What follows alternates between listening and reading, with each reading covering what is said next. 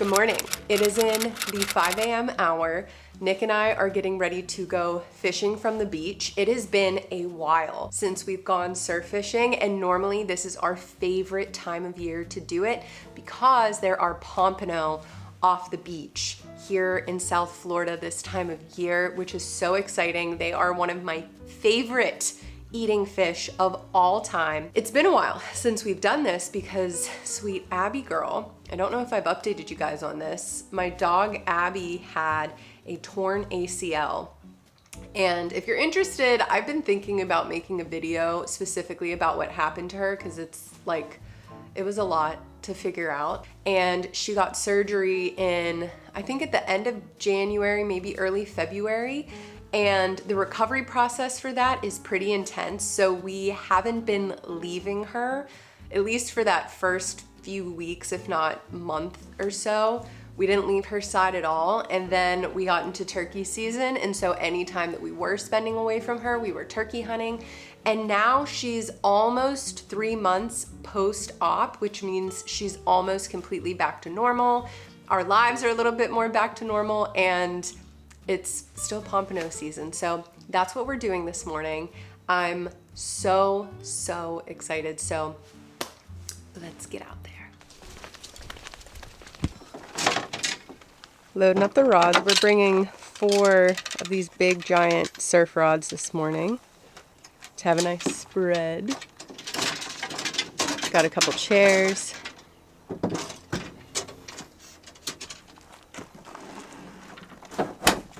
I said to Nick, I'm gonna put on a Zach Top song. And he said, no, this is my song.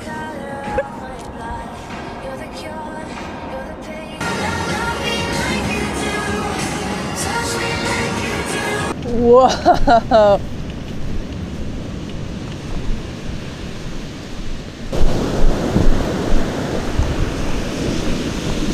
Box of pompano rigs. We'll do.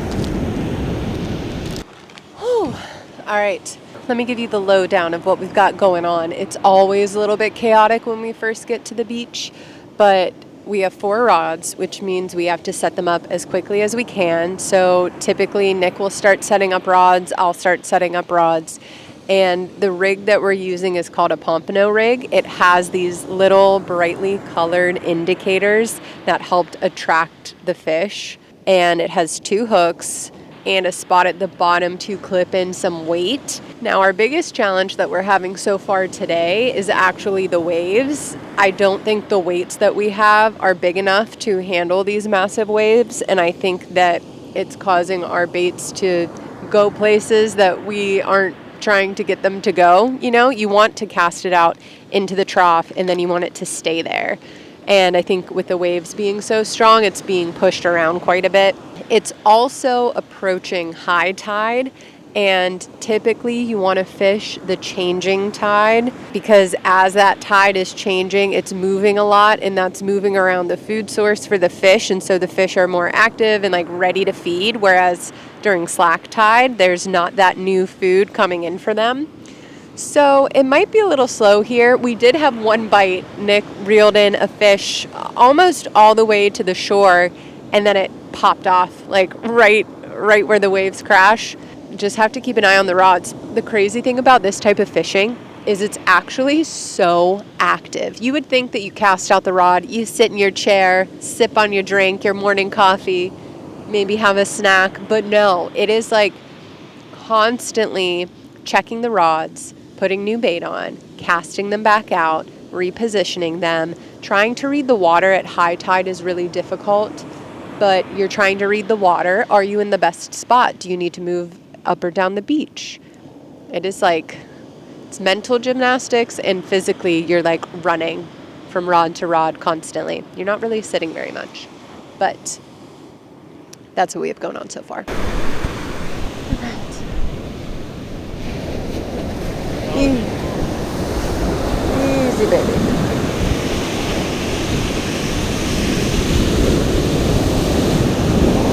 Oh yeah, he's fighting you. Get him out of the surf. Get him. Good one.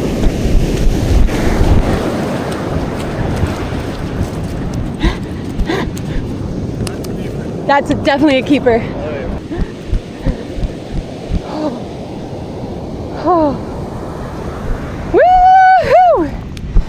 Oh my God, the chaos. That's my biggest one ever. That's a great one. Oh boy.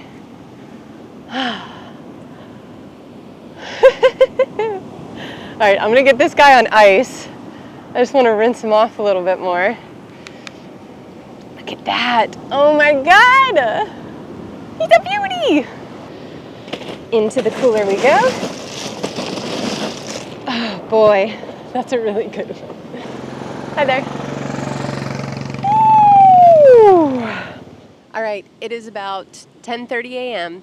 We caught that fish around 9:30, and we did have a bite, but we couldn't get to the rod fast enough to land it. The beach is starting to get a little bit crowded, so I think we are going to head home with our one big, juicy, beautiful pompano, clean it up and cook it. We were talking about what we should make. All I know is my favorite way to prepare pompano is coconut crusted. So we might do coconut crusted with rice. We might make tacos. I don't know yet, but what I do know is I'm gonna have some coconut crusted snapper, pompano. What am I saying, snapper? Successful morning. Okay, friends, we have made it back home. It is the same day, just evening time. I'm showered. I am clean of all sand.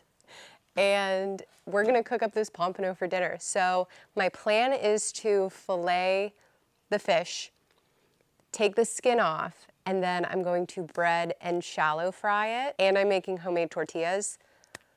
So it's gonna be good. Store-bought mango salsa though. It's so pretty. Look at that. So as soon as we got home, I gutted the fish, took the gills out. Wow, she's a beaut. All right, let's get to filleting. I like to start behind the fin at an angle. So that's cut number one, like that. And then up around here, you can kind of feel with your finger where it's hard and where it's soft. And you just want to follow the line around to get some of that head meat. That, then run your knife down the spine, trying to keep your knife pointed down. And when I say pointed down, I mean like this angle. You know, you're trying to like scrape it off the bone, so you want to keep it tilted down instead of up, because if it's up, you'll cut into the meat. Down, you'll cut it off the bone.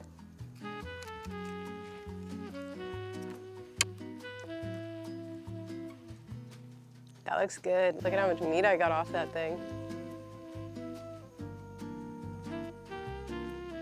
So I have the fillet right along the edge of the cutting board so that the knife can be as close to parallel with the skin as possible, and my knife blade isn't getting in the way. So it can help to adjust it as you go.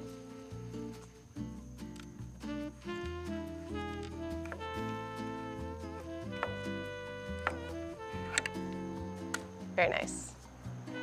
Now to remove this bloodline, we'll just cut straight down both sides.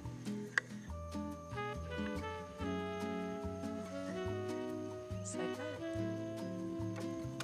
that. Okay. Here I have some breadcrumbs, and I'm adding a healthy dosing of kosher salt. Then in the middle here, I have 2 eggs that I whisked together. And at the end, I have some flour. Into that, I'm adding some garlic. Oh my God, my garlic's hard. Oh my God, no. I think it's because we have a humid home here in Florida. Anyway, add some garlic and then some paprika. Cool. All right, I'm gonna put my heat rather, on a little over medium. Not quite medium high, but a hot medium, if you know what I mean. And I'm going to add some avocado oil. Now this is gonna be a shallow fry, so I'm really only adding enough oil to coat the bottom of the pan and kind of keep it there. So it's a lot more oil than you would use if you were just sauteing, but not as much as like a deep fry, you know? So this will help get the oil up on the sides of the fish, and then when I flip it, It'll give the essence of a deep fry without actually being deep fried. First, dunking them into the flour, and you really want to get these well coated. Like flip them around until all sides are coated, and then shake off the excess, and then they're gonna go right into our egg mixture. Oh yeah. 1 and 2. With the eggs, same thing. Give them a couple flips until they are well coated, and then they go into the breadcrumbs.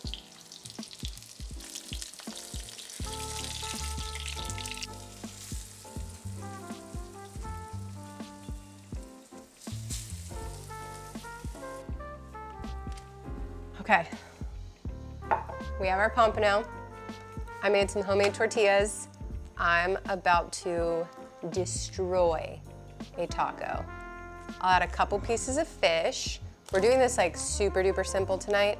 Some pre-shredded lettuce. That was Nick's request. And then we have, we were looking for a mango salsa. This is a mango peach salsa, which I think will be equally as delicious. I can see some jalapenos in there too, so it's gonna be a little hot. And that's it. That is all we're doing to this beautiful pompano. Oh my God. Cheers, friends. Catch, clean, cook. Delicious.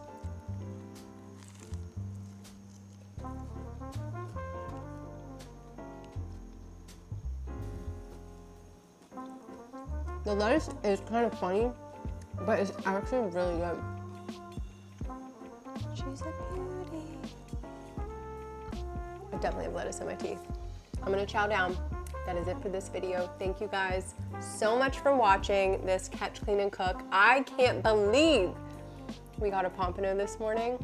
That was the goal, but when it all comes together, every time, I swear to God, every time, whether we're hunting or we're fishing, every time it comes together, it feels like this wild experience. And I'm like, I can't believe that happened. I can't believe we have the opportunity to do this cool stuff. It's amazing. So I'm gonna finish eating this delicious pompano. Thank you guys so much for watching, and I'll see you in the next one.